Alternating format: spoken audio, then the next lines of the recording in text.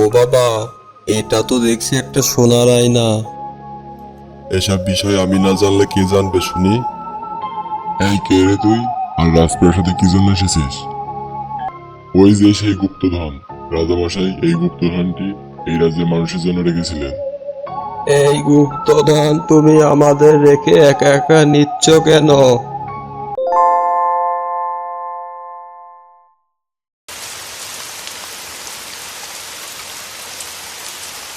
এদিকে তো বিকেল গড়িয়ে সন্ধে নামতে চলেছে।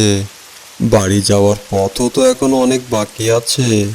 সন্ধ্যার আগে বাড়ি ফিরে যেতে পারবো বলে তো মনে হচ্ছে না। আর এদিকে বৃষ্টিও তো দেখছি আরো বাড়ছে। না, এইভাবে দাঁড়িয়ে থেকে তো আর লাভ নেই।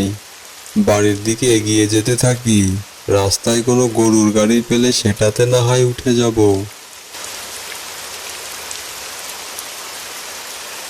না, মানুষের অস্তিত্ব তো দূরের কথা, কোনো পশু পাখিরই তো অস্তিত্ব দেখছি না।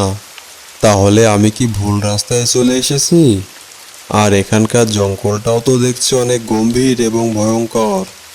আর ওদিকে তো দেখছি একটা রাজপ্রাসাদও রয়েছে, কিন্তু প্রাসাদটা তো একেবারে ধ্বংস হয়ে গেছে মনে হচ্ছে। আর এমন জায়গা তো আমি আগে কখনো দেখিনি। হায় ঈশ্বর, এই আমি কোথায় এসে পৌঁছালাম? ওইদিকে গিন্নিটাও আমার পথ চেয়ে বসে আছে। আর আশেপাশের অবস্থা দেখে তো মনে হচ্ছে এখানে কখনো মানুষই আসেনি। এই আমি কোথায় ফেঁসে গেলাম? আমার অনেক ভয় করছে।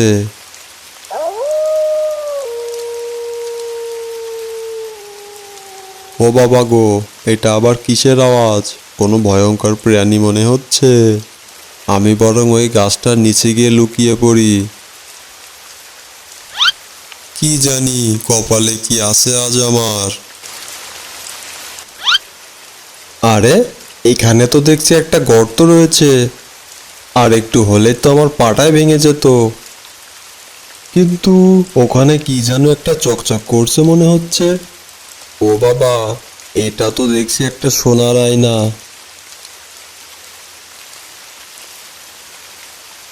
কিন্তু এটাতে আমার মুখ দেখা যাচ্ছে না কেন? এর ভিতরে তো শুধু এই প্রাসাদটাই দেখা যাচ্ছে। তাহলে কি এর ভিতরে কোনো রহস্য রয়েছে? বুঝেছি, এখানে বেশি সময় থাকা যাবে না। যত দ্রুত সম্ভব আমাকে বাড়ি ফিরে যেতে হবে।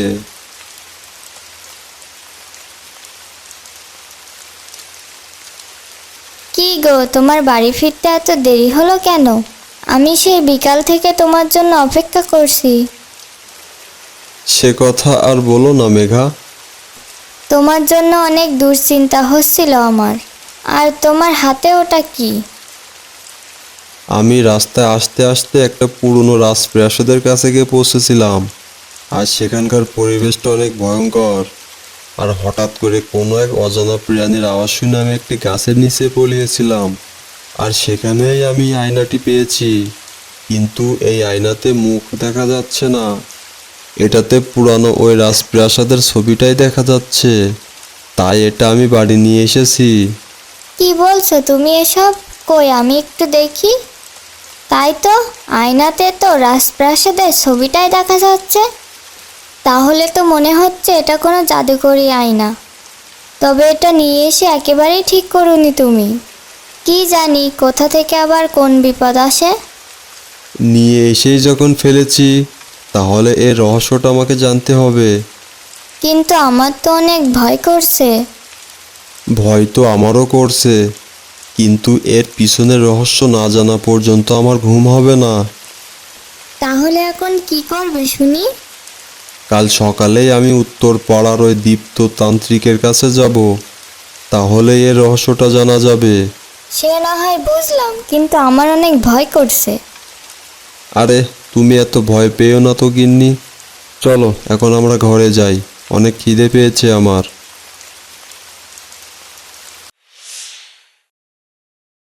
সকাল তো হয়েই গেল। তাহলে এখন আমি রওনা দেই।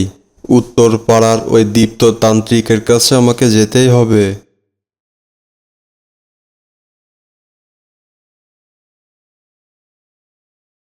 দীপ্ত কাকা। থাম, তোকে কিছুই বলতে হবে না। তুই এখানে কি নিয়ে এসেছিস আর কিসের জন্য এসেছিস আমি সবই জানি। কিন্তু এত কিছু আপনি কিভাবে জানলেন? এসব বিষয় আমি না জানলে কে জানবে শুনি? দয়া করে বেয়াদবি নিবেন না। আয়নাটি হাতে পাওয়ার পর থেকে আমার মাথায় কাজ করছে না। তুই যে আয়নাটি নিয়ে এসেছিস এটা কোনো সাধারণ আয়না নয়। আর তুই যে রাজপ্রাসাদের সামনে থেকে আয়নাটি পেয়েছিস সেটাও কোনো সাধারণ রাজপ্রাসাদ নয়। ওটি ছিল 5,000 বছর আগের এক রাজার রাজপ্রাসাদ। আর সেই রাজা ছিল অনেক ক্ষমতার অধিকারী। এমনকি সে জিন পরীকেও বশ করে রাখতে পারত। আর ঠিক তেমনি এই আয়নার ভিতরেও রাজা একটি জিন বশ করে রেখে দিয়েছিল। আর সেটি এখনও এই আয়নার ভিতরে রয়েছে। কারণ রাজা মশাইয়ের যে গুপ্তধন ছিল তার মধ্যে যে পরিমাণে সোনাদানা রয়েছে তা দিয়ে এই রাজ্যের মানুষের সারা জীবন চলে যাবে, তারপরও তা ভোড়াবে না। কিন্তু এ জিন কি কোনোদিনও আয়না থেকে বের হতে পারবে না? আয়নাটি রাজপ্রাসাদের ভিতরে নিয়ে গেলেই জিনটি বের হতে পারবে। আর তখনই জিনটি তোর কাছে রাজপ্রাসাদের ভিতরে আসার কারণ জিজ্ঞাসা করবে। তখন যদি তুই গুপ্তধনের কথা জিজ্ঞাসা করিস তখন সে তোকে বলবে তুই এই রাজ্যের মানুষ কিনা। কারণ রাজা সেই সময় এই গুপ্তধন এই রাজ্যের মানুষের জন্য রেখেছিল। কিন্তু সাবধান, জিনটি তোকে গুপ্তধনের কথা বলে দেওয়ার পরপরই সে কিন্তু চিরতরে মুক্ত হয়ে যাবে এবং সে সেখান থেকে চলে যাবে। কিন্তু তখনই অন্য রাজ্যের মানুষ সেটি নেয়ার জন্য আক্রমণ করবে। তাহলে আমি তাদের সাথে পেরে উঠব কিভাবে? তারা তো আমার কাছ থেকে সবকিছু নিয়েই চলে যাবে। তুই ভয় পাস না, আমি আছি তোর সাথে। আমি তোকে ঠিকই একটা ব্যবস্থা করে দেব।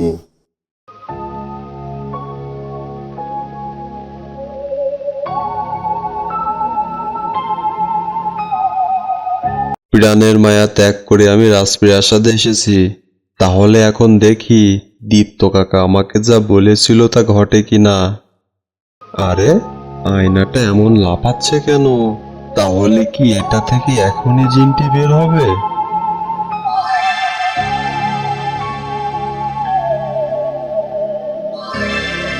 এই কে রে তুই? আর রাজপ্রাসাদে কি জন্য এসেছিস? আমি এসেছি রাজপ্রাসাদের সেই গুপ্তধন উদ্ধার করতে। কিন্তু আমি তোকে গুপ্তধন কোথায় আছে সেটা কেন বলবো? কারণ আমি এই রাজ্যেরই মানুষ। তাহলে এখন বলো, গুপ্তধনটি কোথায়? কারণ এই রাজ্যের মানুষ খুব অভাবের সাথে তাদের দিন কাটাচ্ছে। আর আমি এই গুপ্তধনটি পেলে সকল গ্রামবাসীর মাঝে সমানভাবে ভাগ করে দিব, যাতে তারা সুন্দরভাবে জীবনযাপন করতে পারে। কিন্তু তুই যদি এই গুপ্তধন এই রাজ্যের মানুষের মধ্যে সমানভাবে ভাগ না করে নিজের জন্য রেখে দিস তাহলে তোর কপালে দুঃখ আছে। এই রাজ্যে এত মানুষ থাকতে যেহেতু এই আয়নাটা আমার হাতে এসেছে, তার মানে উপরওয়ালা আমার মাধ্যমেই এই রাজ্যের মানুষকে সাহায্য করতে চায়। তাই আমি কখনোই আমার কথার বেখেলাপ করব না। আচ্ছা ঠিক আছে, চল তাহলে আমি তোকে দেখিয়ে দিচ্ছি। ওই যে সেই গুপ্তধন, রাজামশাই এই গুপ্তধনটি এই রাজ্যের মানুষের জন্য রেখেছিলেন। তাহলে এখন আমার কাজ শেষ, আমি এখন চিরতরে মুক্ত হয়ে গেলাম।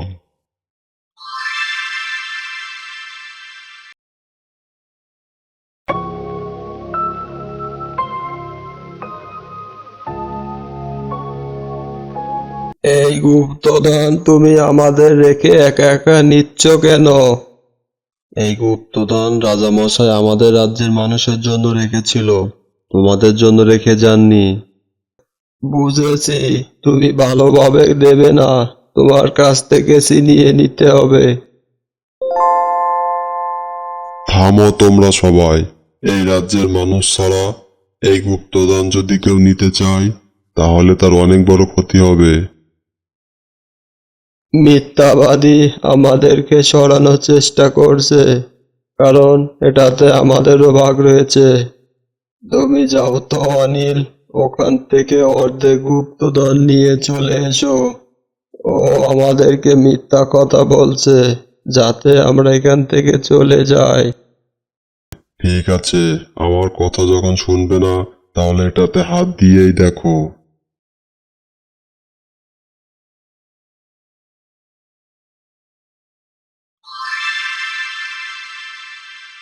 আরে, এটা কি হলো?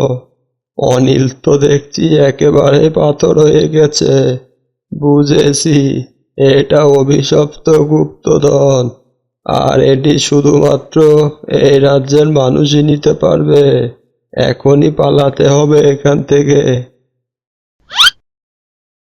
যাক, তাহলে অবশেষে আমার রাজ্যের মানুষের দুঃখের জীবন শেষ হবে। এই সোনাদানাগুলো আমি আমার রাজ্যের মানুষের মধ্যে সমানভাবে ভাগ করে দেব। বন্ধুরা, আরো এমন মজাদার কার্টুন ভিডিও পেতে আমাদের চ্যানেলটি সাবস্ক্রাইব করে দাও এখনই। কারণ আমাদের চ্যানেলটি একেবারেই নতুন, তাই একটি সাবস্ক্রাইব ও একটি লাইক করলে আমরা আরো মোটিভেট হই। ধন্যবাদ বন্ধুরা।